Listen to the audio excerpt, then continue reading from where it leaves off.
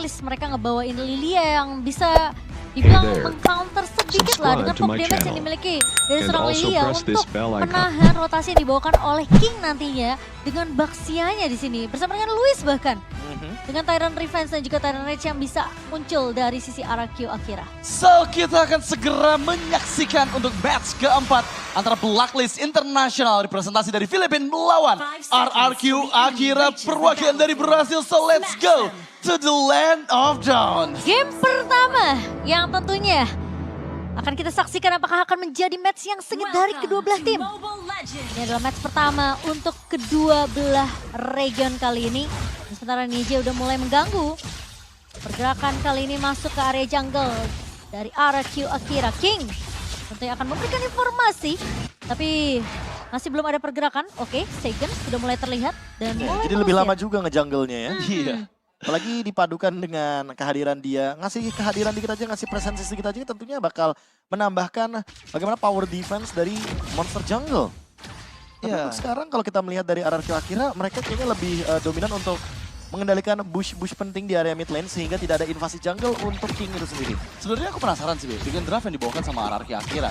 Ini kita bisa bilang lah ya, bahwa ini adalah counter draft mungkin ke arah Blacklist International. Tapi di bagian bawah sepertinya akan ada pertikaian, masih cukup aman untuk bisa battle mirror image mundur. Ya apalagi kalau kita lihat dari keadaannya di sini, Brody akan jauh lebih diunggulkan sehingga Oheb sepertinya agak sedikit menang lane di early game ketika berhadapan dengan Cloud. Tapi nanti kalau misalkan Cloud-nya sudah selesai dengan Golden Staff, seharusnya malahan kali ini Oheb yang lebih berhati-hati atau sedikitnya menyediakan ke arah Stilek Plate. Setidaknya dia punya physical defense. Oke, tapi ada pertikaian di bagian mid lane sana, masih ada Guiding Wind menghindari inisiasi dari King.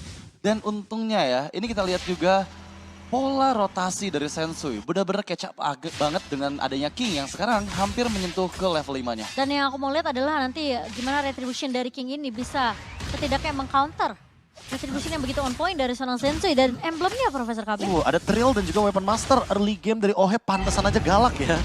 Full damage soalnya. Apalagi ada adaptive damage 16 ditambah lagi dengan 5% dari emblemnya juga ditambahkan lagi. Dan ketika sudah menuju ke turtle yang pertama, ini dia setup adalah kunci dari kedua belah tim. Mereka akan bermain dengan sangat-sangat pasif, tapi sekali dapetin turtle atau momentum, pasti temponya bakal naik. Yap, mencoba untuk menarik turtle-nya. Spatial migration yang dibuka dengan Violet Require mencoba untuk mundur, tapi Praus Kopian berhasil mendapatkan turtle pertama di tangan Edward. Dan kali ini Circle Eagle maju menuju ke lini belakang dan berhasil mendapatkan TKC seorang diri yang di pick off. Masih bisa bertahan untuk Edward dengan flicker yang dia keluarkan. Dan bahkan lihat Yue-nya berhasil untuk memberikan coveran setidaknya Rene J. Masih bisa untuk menggunakan Guiding Wind-nya mundur dari kejaran 4 pemain dari RRQ Akira tadi. Lagi dan lagi setelah turtle yang pertama didapatkan oleh Blacklist International, mereka nggak menghentikan rem. Mereka benar-benar langsung tancap gas mencari pundi-pundi objektif lainnya. Itulah point kill yang didapatkan dan itu menuju ke arah Tekashi yang ini bakal jadi penting sekali. Karena mau gak mau Tekashi harus lebih effort untuk mengejar ketertinggalan ketika kita melihat Edward-nya nanti akan rotasi terlebih dahulu. Karena power ganking dari Edward itu tinggi gara-gara adanya onward. Dan kalau kita lihat juga dari item pemilihannya, Ticket Plate Armor mau first item nih dari Edward ya. Dia udah punya Steel Leg Plate, 2 letter check-in, dan untuk sepatunya dia menuju ke arah Tough Boots.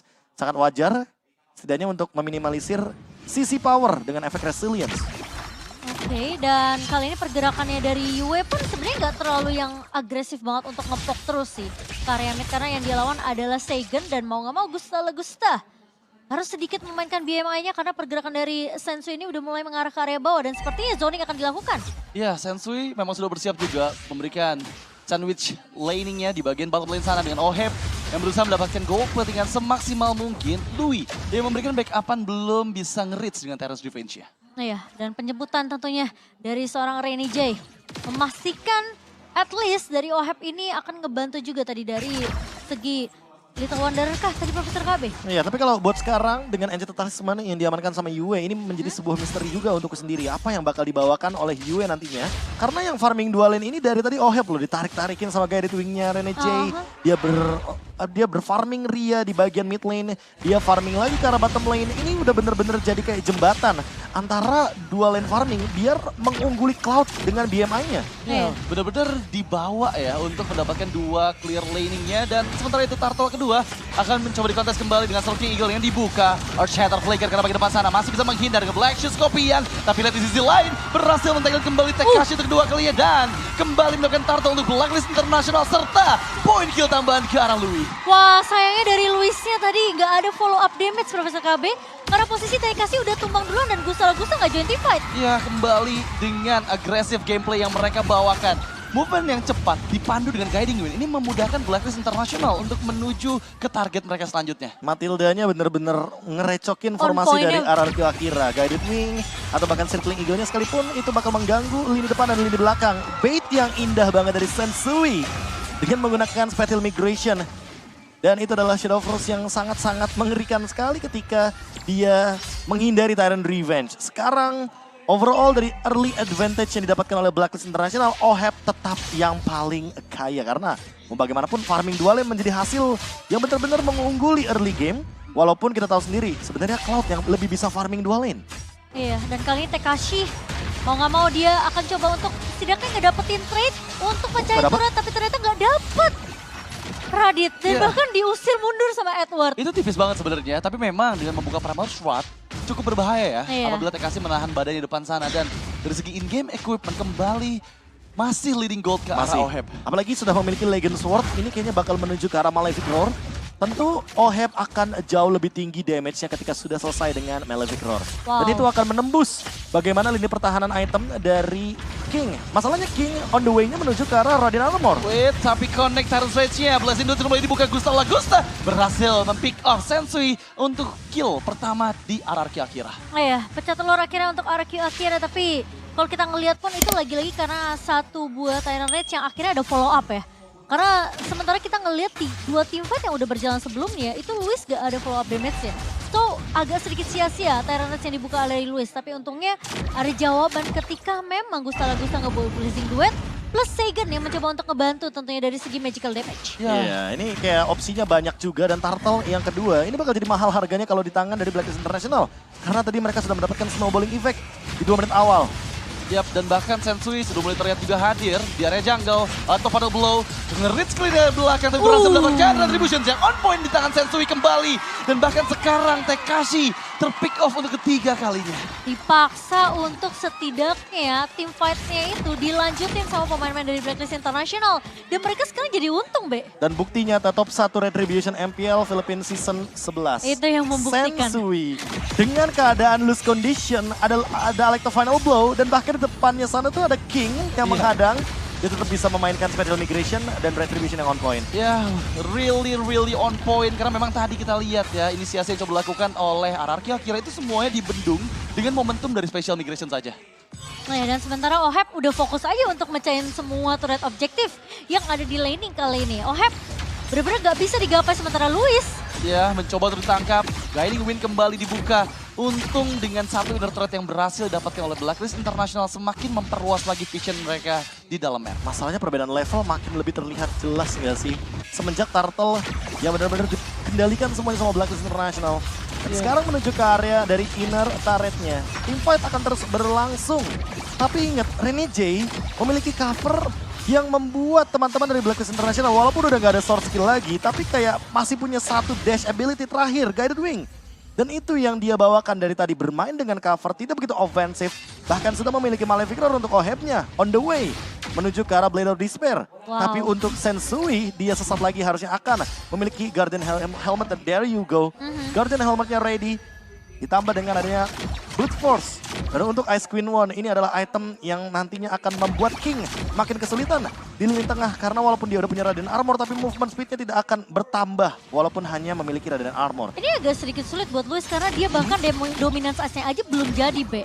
Nah, ditambah lagi kalau kita lihat dari item yang dimiliki sama Yue, harusnya dia akan menuju ke arah Lightning Tranchen. Ice Queen Well udah jadi, ya kan? Dan Enchanted Talisman-nya juga udah jadi dari UA sendiri. So cooldown dari Angry Gloom-nya ini akan lebih semakin cepat. Nah, Dan bisa di-spam sama UA-nya. apalagi kalau Lightning Tranchen lebih cepat lagi. Nah itu. Karena punya 10% cooldown reduction, efek resonant per 6 detik, dan movement speed tambahan juga ketika nanti per 6 detik tersebut dia akan menimbulkan efek serangan listrik dari Lightning Tranchen. Itu bakal jadi item ketiga sih sepertinya untuk UA karena efek snowballing dari Blacklist International di menit ke-9 kali ini malah semakin berkelanjutan. Wah, gak berhenti sih efek bola saljunya Cimomo karena Blacklist International kali ini makin leading dengan gold yang makin lebih jauh lagi.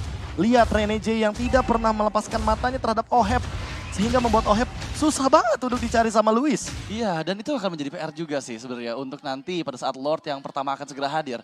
Dan memang, kalau tadi kita lihat, untuk perbandingan gold dari masing-masing lane-nya atau masing-masing role-nya, ini semua dipegang dengan keunggulan di tangan Blacklist. Gila, Luis jauh banget 3.700. Iya. Dibandingkan dengan Oheb yang udah 7.000-an, Be. So Iya. itu kalau kena marknya aja, kalau marknya udah nempel, sekali dia turun apart memory kayaknya bisa tumbang sih. Oke, tapi Lord yang pertama mendekat ke mid lane Desperate. Mencoba untuk segera dieliminasi, berhasil sepertinya. Tapi sangat disayangkan, masih ada Super Wave Minion yang bergerak di 3 lane dari Blacklist International. Iya, masih ada high ground juga dari sisi Arakio Akira, masih punya Cloud di tangan dari Gusta Lagusta. Tapi ingat, Yue di sini cukup perih tentunya dengan poke damage yang dimiliki dengan Angry Gloom dan juga Magic Shield Wave. So, Arakio Akira mereka harus benar-benar memikirkan positioning mereka. Siap mencoba untuk mendapatkan satu best turret pertama dari Facial Migration. Sensui mendapatkan tepat ke tubuh dari Luis dan juga Ki yang berhasil dihilangkan. 2 runner down. Arakio Akira dalam kesulitan mencoba untuk clear minion cepat-cepatnya. Masalahnya masih ada 2 wave minion di bagian top lane dan bottom lane dan menyisakan tidak ada best turret di high ground dari Arakio Akira. Dan bahkan kembali mendapatkan Tekashi. Blessing 2 teman dibuka Gusta Lagusta berusaha clear minion cepat-cepatnya. Masalahnya masih ada 1 siege minion dan sekarang menjadi kemenangan di tangan Blacklist International. Wow, dengan game lagi-lagi game yang cukup cepat, Profesor KB. Di game pertama kita, match terakhir Blacklist International. Ternyata mereka membuktikan bahwa dengan adanya Matilda yang sempat disebut-sebut banget sama Bung KB. Dari draft pick Dari di draft pick. fase pick yang keempat ya. Iya. Anda bilang kalau seandainya ini Matilda bakal jadi game yang menarik dari kedua belah tim. Nyusahin banget sih, Be. Karena gini, kalau misalkan diamankan Arakio Akira, mereka punya Baxia Matilda. Lebih nabrak lagi pasti early game-nya. Bener banget. Tapi ketika di tangan dari Black Tell me pretty lies, look me in the face, tell me that you love